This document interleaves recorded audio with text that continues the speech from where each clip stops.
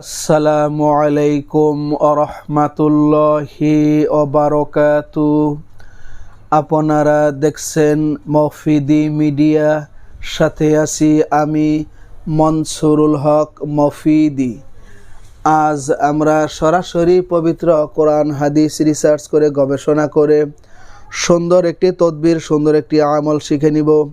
সেটি হচ্ছে, কারোর চোখে যদি বেদনা করে, ব্যথা করে, চোখ জ্বালা পোড়া করে, চোখ দিয়ে পানি পড়ে, কিংবা চোখে যদি ছানি পড়া থাকে, এই ধরনের চোখের হাজারো সমস্যা থেকে মুক্তির তদবির, আমল, দোয়া আমরা খুব সহজেই শিখে নেব। ঠিক আছে, খুব সুন্দর করে এখন আমি আপনাদেরকে বুঝিয়ে বলে দিব যতটুকু আল্লাহ পাক আমার সাধ্য দিয়েছে এর ভিতর থেকে, ইনশাল্লাহ। তো আপনারা ধৈর্যের সাথে ভিডিওটি দেখতে থাকুন।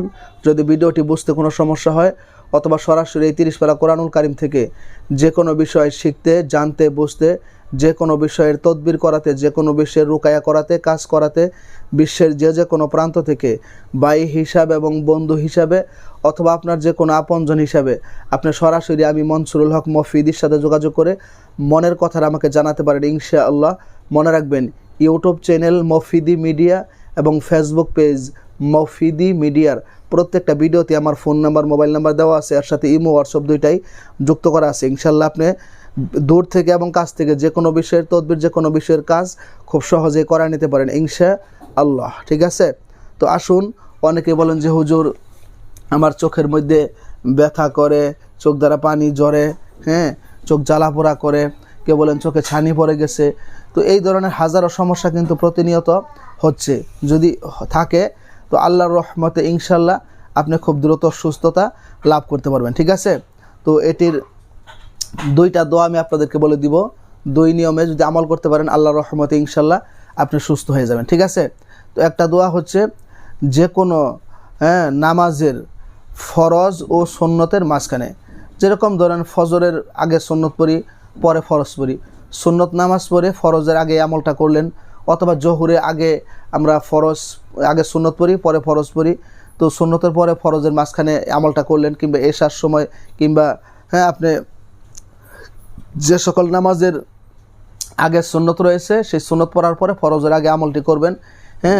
আপনি সুন্নত পড়ার পরে সেখানে বসে কোনো কথা না বলে 3 বার দরুদ শরীফ পাঠ করে, যে কোনো সহিহ তরিকার দরুদ, এই দোয়াটিকে আপনারা 15 বার করে পাঠ করবেন। দোয়াটি হচ্ছে, রব্বানা আতমিম লানা নূরানা ওয়াগফির লানা ইন্নাকা আলা কুল্লি শাইইন কাদির। আবার বলছি, রব্বানা আতমিম লানা নূরানা ওয়াগফির লানা ইন্নাকা আলা কুল্লি শাইইন কাদির।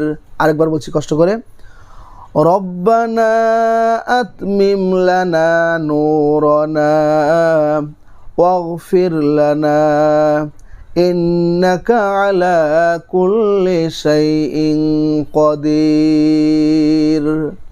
3 বার এই আপনার 15 বার পাঠ করে পরে এরকম 3টা ফু দিবেন, শু শু শু ফু দিয়ে 2 চোখ এরকমভাবে 3 বার করে মেসেজ করে দিবেন, 3 বার করে মাসহ করে দিবেন। ঠিক আছে, অথবা এরকমভাবে হাতটা ধরে ফু ফু ফু 3টা ফু দিয়ে এরকমভাবে চোখটা মেসেজ করে দিবেন। ঠিক আছে, এটা হচ্ছে একটা আমল।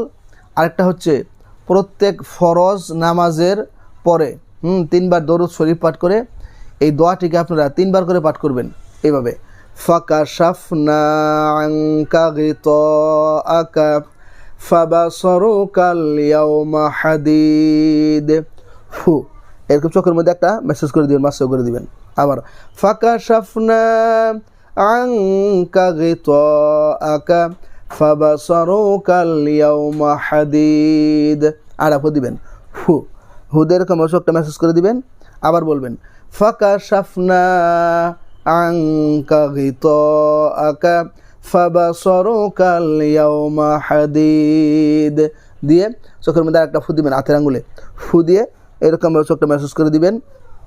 এই আমলটা যদি আপনি কিছুদিন করতে পারেন, আল্লাহর রহমতে ইনশাআল্লাহ আপনার চোখের ছানি পড়া থাকলেও, সেগুলা অপারেশন ছাড়িয়ে আল্লাহর রহমতে সুস্থ হয়ে যাবেন ইনশাআল্লাহ। আল্লাহ তাআলা কোরআনের মুআজিজা এটা, ঠিক আছে।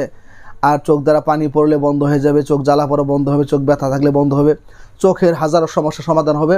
মৃত্যুর আগ পর্যন্ত আল্লাহ তাআলা আপনার চোখের জ্যোতিকে, চোখের পাওয়ারকে আল্লাহ তাআলা ঠিক রাখবে। এই আমল যদি আপনি করতে পারেন ইনশাআল্লাহ আল্লাহর রহমতে, একটু কষ্ট করে আপনার আমলটি করবেন, দোয়া দুইটা মুখস্থ করে নেবেন, মুখস্থ করে আমল করবেন। আমল করলে আপনি নিজেই ভালো ফলাফল পেয়ে যাবেন এবং আপনি নিজেই বুঝতে পারবেন যে কত তাড়াতাড়ি ভালো ফলাফল আমি পেয়ে গেলাম, ঠিক আছে। তো এই আমলটি আপনারা করবেন, আপনাদের কাছে আমার পক্ষ থেকে অনুরোধ রইল।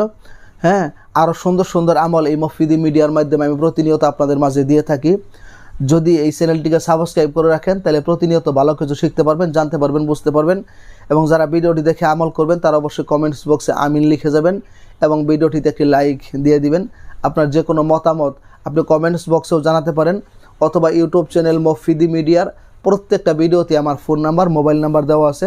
আমার সাথে যোগাযোগ করে যে কোনো বিষয়ের তদবির, যে কোনো বিষয়ের কাজ, এখন প্রযুক্তির যুগ, দূরে থেকেও করা যায়, কাছে থেকেও এসব আপনি করে নিতে পারবেন, কোনো সমস্যা নেই আল্লাহর রহমতে ইনশাআল্লাহ। তো আজকের মতো এই পর্যন্তই। আসসালামু আলাইকুম ওয়া রাহমাতুল্লাহি ওয়া বারাকাতুহু।